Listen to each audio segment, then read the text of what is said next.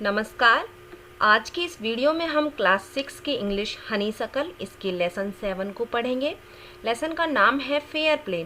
इस वीडियो में हम पार्ट 3 को पढ़ेंगे। तो आइए शुरुआत करते हैं।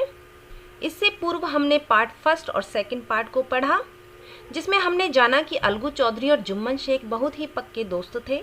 दोनों की मित्रता गांव भर में प्रसिद्ध थी और उनमें से यदि एक गांव से बाहर जाता तो दूसरा व्यक्ति उसके परिवार की देखभाल करता था। जुम्मन की एक चाची थी जिसने अपनी संपत्ति का स्थानांतरण जुम्मन को कर दिया था और इस वादे के साथ कि वह उसके साथ रहेगी और जुम्मन उसका ख्याल रखेगा।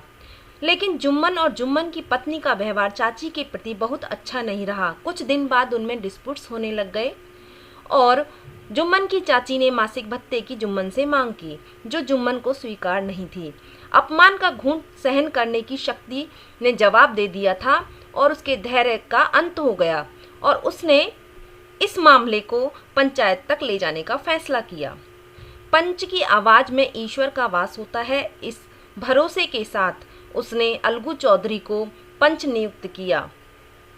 मामले की सुनवाई के बाद फैसला जुम्मन की चाची के पक्ष में आया और इस फैसले के बाद जुम्मन अलगू चौधरी का विरोधी बन गया। वह उसका दुश्मन बन गया और उनकी मित्रता समाप्त हो गई। अब हम देखते हैं कि पार्ट 3 में क्या है। डेज पास्ड, दिन गुजरते गए and as ill luck would have it, और जैसा कि दुर्भाग्य था, Algu Chaudhary found himself in a tight spot. Algu Chaudhary एक बुरे मामले में फंस गया, अर्थात अलगू चौधरी एक परेशानी में बुरी तरह फंस गया। One of his fine pair of bullocks died, उसके बैलों की सुंदर जोड़ी में से एक बैल मर गया and he sold the other to Samjhu Sahu, एक car driver of the village, और उसने दूसरे को समझू साहू को बेच दिया, जो कि गांव में बैलगाड़ी चलाता था।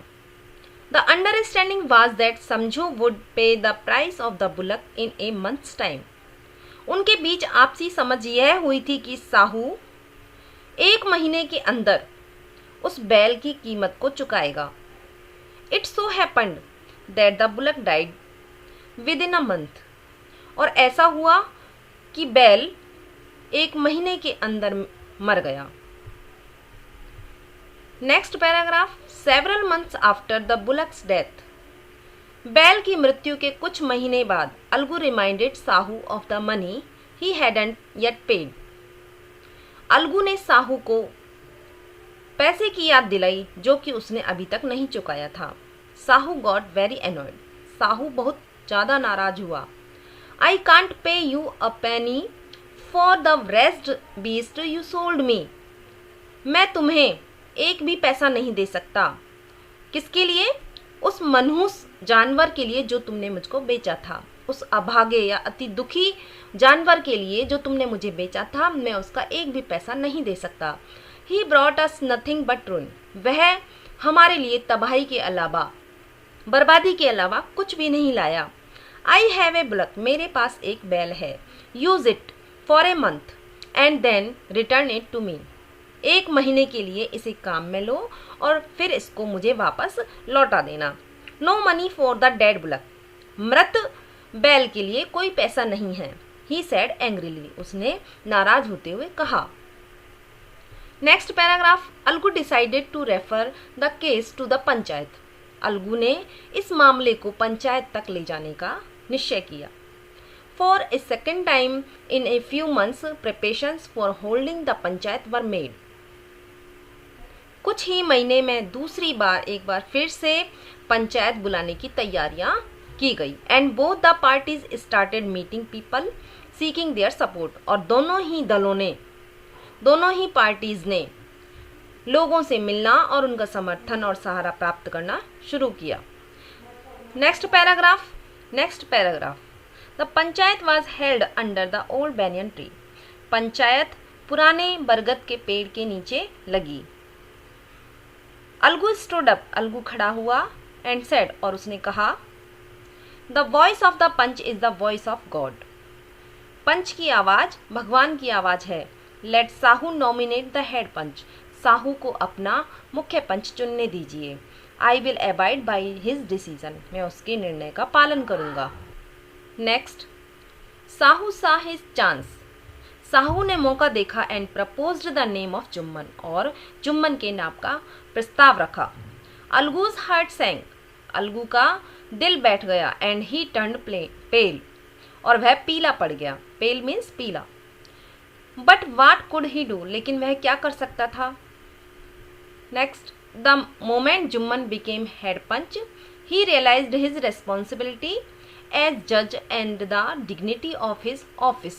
द मोमेंट, जिस क्षण जुम्मन हेड पंच बना, उसने एक न्यायाधीश के रूप में अपनी जिम्मेदारी को और पद की गरिमा को महसूस किया। Could he seated in that high place have his revenge now, क्या वह इस ऊंचे पद पर बैठकर अपना बदला लेगा। रिवेंज यानी बदला। ही थॉट एंड थॉट, उसने सोचा और सोचा। No, he must not allow his personal feelings to come in the way of speaking the truth and doing justice. Justice means न्याय, ट्रुथ यानी सच्चाई। नहीं, जुम्मन ने क्या कहा, नहीं, वह अपनी पर्सनल फीलिंग्स, व्यक्तिगत भावनाओं को सत्य और न्याय के रास्ते में आने नहीं देगा। Next 15, both Algu and Sahu stated their cases, Algu और साहू दोनों ने अपने केस के बारे में बताया, अपने मामलों के बारे में बताया। दे वर क्रॉस एग्जामिन्ड, उनकी जिरह की गई, उनसे जिरह की गई। And the case was considered deeply, और मामले को गंभीरता से सोचा गया, विचारा गया। Then Jumman stood up and announced, और तब जुम्मन खड़ा हुआ और अनाउंस किया, उसने घोषणा की। It is our opinion, opinion means राय, यह हमारी राय है। That Sahu should pay Algu the price of the bullock, कि साहू को बैल की कीमत अलगू को देनी चाहिए। When Sahu bought the bullock, जब साहू ने बैल खरीदा, it suffered from no disability और डिजीज, वह कोई भी बीमारी और कोई भी अयोग्यता से ग्रसित नहीं था, यानी उस बैल को कोई भी बीमारी नहीं थी, ना ही वह अयोग्य था। The death of the bullock was unfortunate, बैल की मृत्यु दुर्भाग्य से हुई थी। But Algu can not be blamed for it, लेकिन अलगू को इसके लिए दोषी नहीं ठहराया जा सकता। Algu could not contain his feelings, Algu अपनी भावनाओं पर नियंत्रण नहीं रख सका।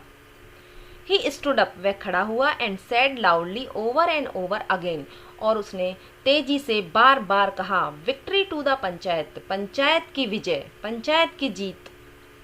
दिस इज जस्टिस, यह न्याय है। God lives in the voice of the panch, भगवान पंच की आवाज में निवास करता है।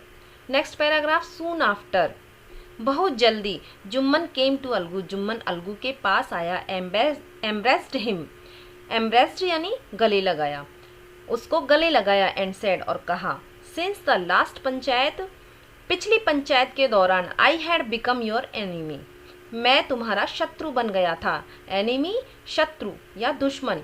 टुडे, टुडे मीन्स आज। I realized what it meant to be a panch, आज मैं ये समझ गया हूँ, मैंने ये महसूस किया है कि एक पंच का मतलब क्या होता है।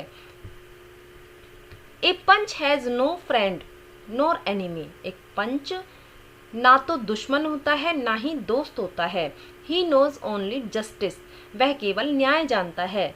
Let no one deviate from the path of justice and truth for friendship और एनिमिटी, किसी भी व्यक्ति को फ्रेंडशिप मित्रता और एनिमिटी दुश्मनी के लिए सत्य और न्याय के रास्ते से भटकना नहीं चाहिए या पथ भ्रष्ट नहीं होना चाहिए। Algu embraced his friend, Algu ने अपने मित्र को गले लगाया। एंड वेप्ट, और रोया। And his tears washed away all the dirt of misunderstanding between them, और उनके आंसुओं ने उनके बीच की जो गलतफहमियां थी उसको धो डाला। कहानी मुंशी प्रेमचंद जी द्वारा लिखी गई है। यह हमारा पार्ट 3 समाप्त हो गया। कहानी से शिक्षा मिली कि हमेशा सत्य और न्याय की ही जीत होती है और मित्रता और दुश्मनी के लिए कभी भी हमें न्याय और सच्चाई के रास्ते से पथभ्रष्ट नहीं होना चाहिए। नेक्स्ट वीडियो में हम इस लेसन की एक्टिविटीज़ और क्वेश्चन आंसर्स देखेंगे। धन्यवाद।